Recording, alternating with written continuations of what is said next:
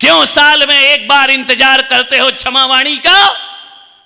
क्यों इंतजार करते हो संवत्सरी का कि क्षमावाणी आएगी तो क्षमा मांग लेंगे? क्यों दिवाली का इंतजार करते हो?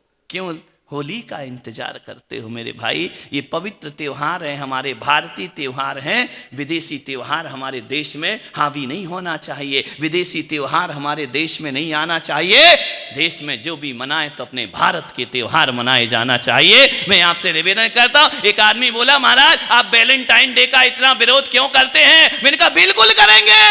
ये सड़ी गली संस्कृति, पाश्चात्य संस्कृति हमारे देश पर रोपी जा रही है। हमारे देश में ये वासना के त्योहार आ रहे हैं। मेरा देश वासना के त्योहार वाला नहीं, मेरा देश साधना के त्योहार वाला हुआ करता है। आज एक छोटी सी बच्ची मेरे कमरे में आई, बोले मेरा जन्मदिन है। मैंने कहा क्या करेगी बेटा? बोले कुछ नहीं करूंगी। मैंने कहा केक काटेगी? बोले हाँ। मैंने कहा नहीं, ध्यान रखना केक काटना हमारी संस्कृति नहीं हुआ करती है। तो बोले मैं क्या करूं महाराज? मैंने कहा जा मंदिर में जाके एक दिया जलाना, तेरा जन्मदिन मनाना सार्थक और सफल हो जाएगा। भगवान के ये केक काटना, ये हैप्पी बर्थडे बोलना, ये हमारे देश की संस्कृति नहीं हुआ करती है। मत करो साल भर दिवाली का इंतजार, मत करो साल भर होली का इंतजार, मत करो साल भर संवत्सरी का इंतजार।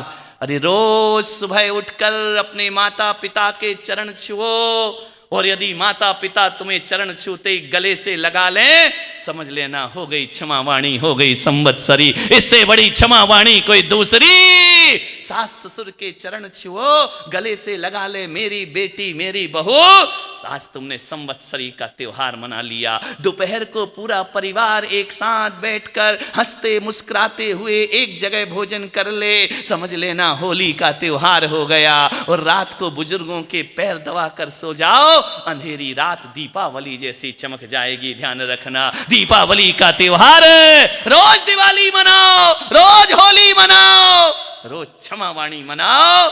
ऐसा हमारा देश बना दो। ध्यान रखिए मान्यवर, क्यों एक एक साल इंतजार करना पड़? आजकल एक वो और आ गया मदर्स डे। अरे काहे का साल में एक बार के लिए माँ होती है क्या जिंदगी में?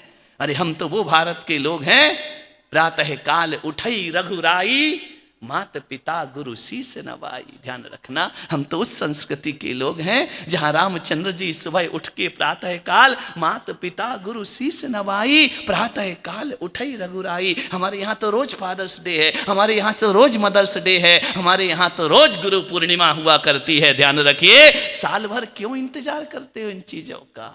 एक एक दिन बांट दिए हैं, एक दिन माँ का, एक दिन पत्नी का, एक दिन प्रेम का, एक दिन फूल का। धत्रे मूर्खो, ये भारत की दशा बना दी है।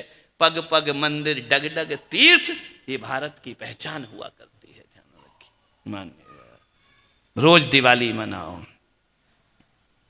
ग्रह दशा सुधारना है, नवरत्न पहन रहा है आदमी, पागल हो गए खोपड़ी। इन कंकरों पत्थर से दशा सुधरती है?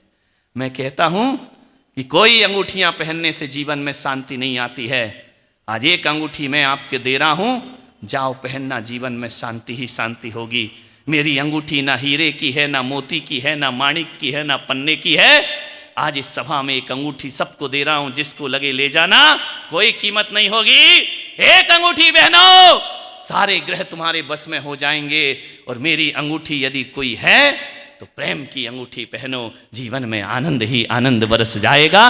प्रेम की अंगूठी होना चाहिए। रत्नों की अंगूठियों से जिंदगी थोड़ी संवरती है।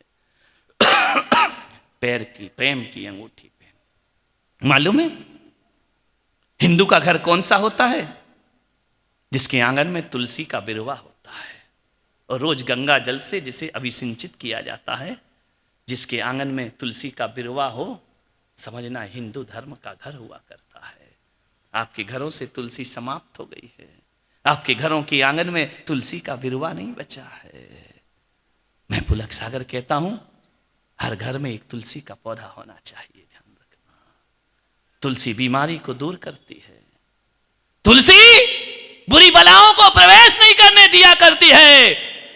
तुलसी वो है जो हमारे जीवन को आनंद से भर दिया करती है।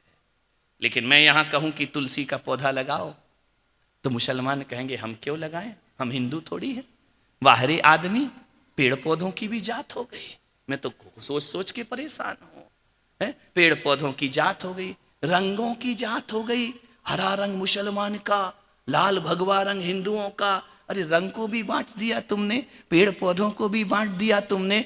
विचार करो, हम भगवा से परहेज करते हैं, तो जब भगवा से परहेज करते हो तो भगवा रंग की अग्नि में खाना काहे को बनाते हो मेरे भाई बताइए? वो भी तो भगवा रंग की अग्नि हुआ करती है, उसमें भी तो भोजन पकाना पड़ता है ना। कितना परहेज करोगे? एक बात मैं आपसे कह, हम हरे रंग से परहेज करते हैं, काय का हरा रंग और काय का भगवा रंग। मेरे भाई रंगों की जात मत बनाओ। ये सस्य श्यामल भूमि भारत माता की भूमि है, ये हिंदुस्तान की भूमि है। यहाँ सातों रंग यदि किसी के हैं तो भारत माता के सातों रंग हुआ करते हैं। रंगों में क्यों देश को बांट रहे हो? यदि रंग बांटोगे ना तो बताओ शाकाहारियों, आप बताओ हरी सब्जी कैसे खाओगे? वो तो मुसलमानों की हो गई, हरा रंग मुसलमान का है। अब हरा चला गया तो बचा क्या खाने को? भिंडी भी गायब, तोरई भी गायब, मिर्ची भी गायब, कोथमीर भी गायब, पालक भी गायब, सब हरी हरी है।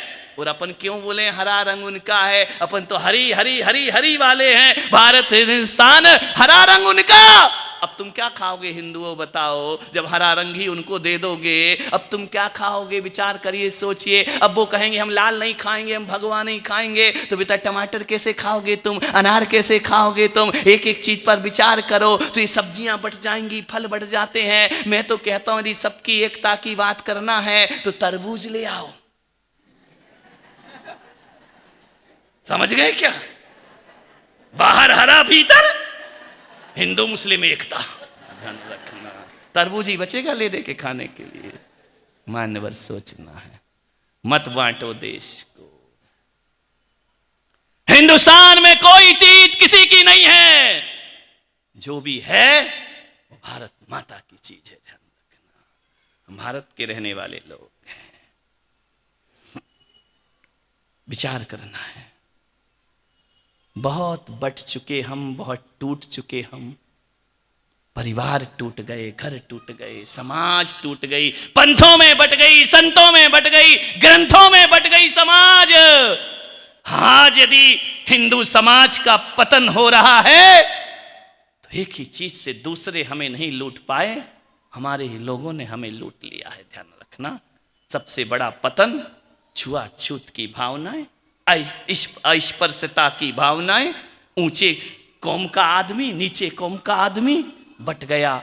हमने लोगों की जात पूछी, हमने लोगों की चाहत नहीं पूछी। ध्यान रखना, हमने ये पूछी ये कौन सी कौम का है, ये ऊंची जात का है, नीची जात का है। हमने ये नहीं पूछा उसे रोटी चाहिए या नहीं चाहिए है? आदमी की जात बाद में होती है, मजहब बाद में होती है। भूखा है इंसान, रोटी की तलाश हुआ करती है। विचार करिए, प्यासा है इंसान, पानी की तलाश हुआ करती है।